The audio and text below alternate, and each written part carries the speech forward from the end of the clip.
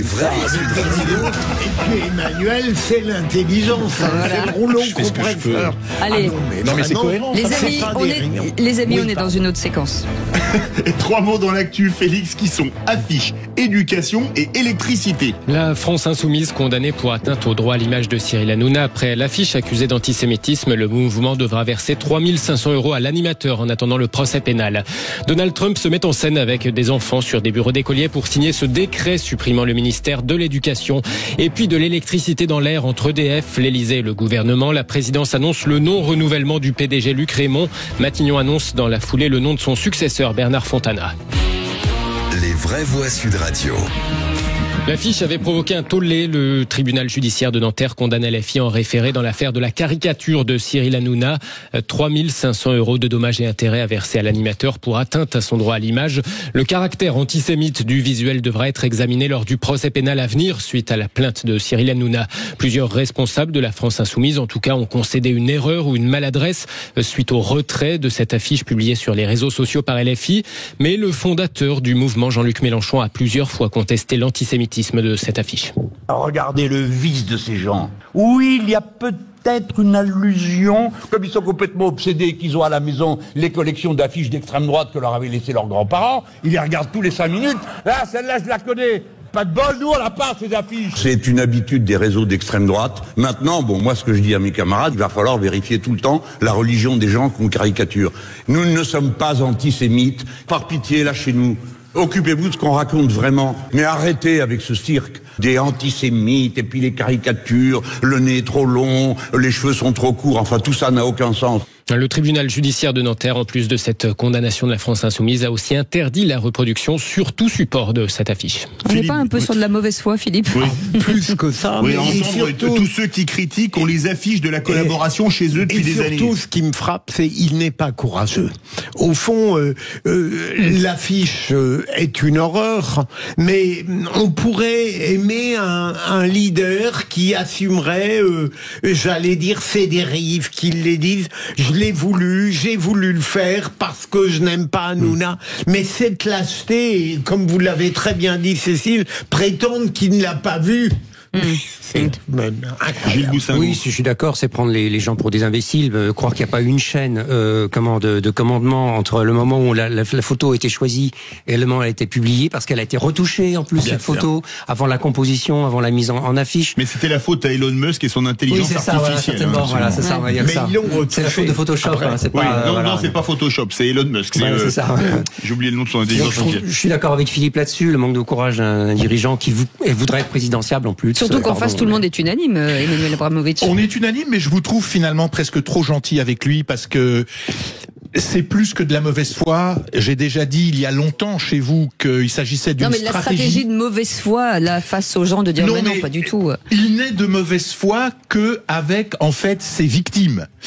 Il n'est jamais de mauvaise foi vis-à-vis de sa clientèle musulmane intégriste. Je précise bien le intégriste.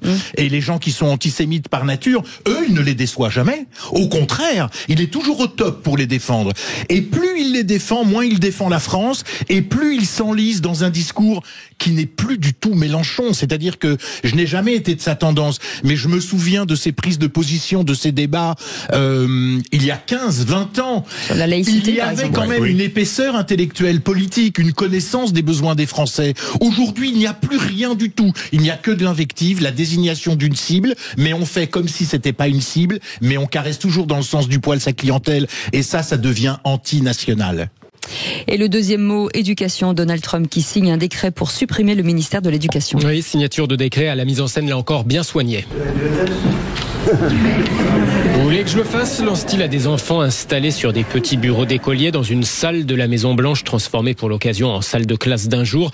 Puis oui, Donald Trump signe ensuite le décret supprimant le ministère fédéral de l'Éducation. Alors oui, précisons bien fédéral, parce que les États-Unis étant un État fédéral, c'est pas comme s'ils supprimaient le ministère de l'Éducation nationale chez nous en France. La prérogative revient déjà largement aux différents États. Ce ministère fédéral avait un rôle, on va dire, d'appoint, notamment pour les zones sous-dotées, pour les aider. Donald Trump a ensuite vanté les vertus de cette promesse de campagne. We're going to be returning education very simply back On va tout simplement renvoyer l'éducation aux États, là où elle doit être.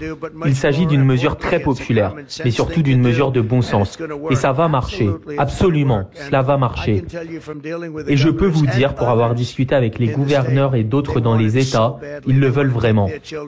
Ils veulent reprendre leurs enfants et leur donner un véritable enseignement individuel. Le coût sera probablement réduit de moitié et l'éducation sera peut-être bien meilleure.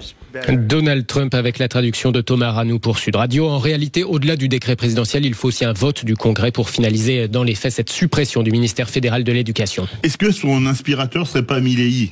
Afuera. Oui, enfin, mais Trump, on savait que lorsqu'il reviendrait au pouvoir, tiendrait ses promesses pour le meilleur ou pour le pire. Gilles Boussingault. Oui, et puis il aime ça mettre en scène. C'est une façon pour lui de promettre, enfin d'exécuter ce qu'il a promis. Après, il n'a pas la majorité, hein, donc le Congrès, il n'est pas dit que vote véritablement le. Ah, il a la majorité au Congrès. Il a Les Républicains sont majoritaires au Congrès, si. Je crois aux deux chambres. Ils sont majoritaires au Sénat et à la Chambre des représentants. Absolument.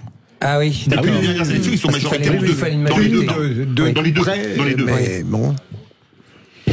C'est le afuérisme qui part du sud de l'Amérique vers le nord de l'Amérique, c'est ça?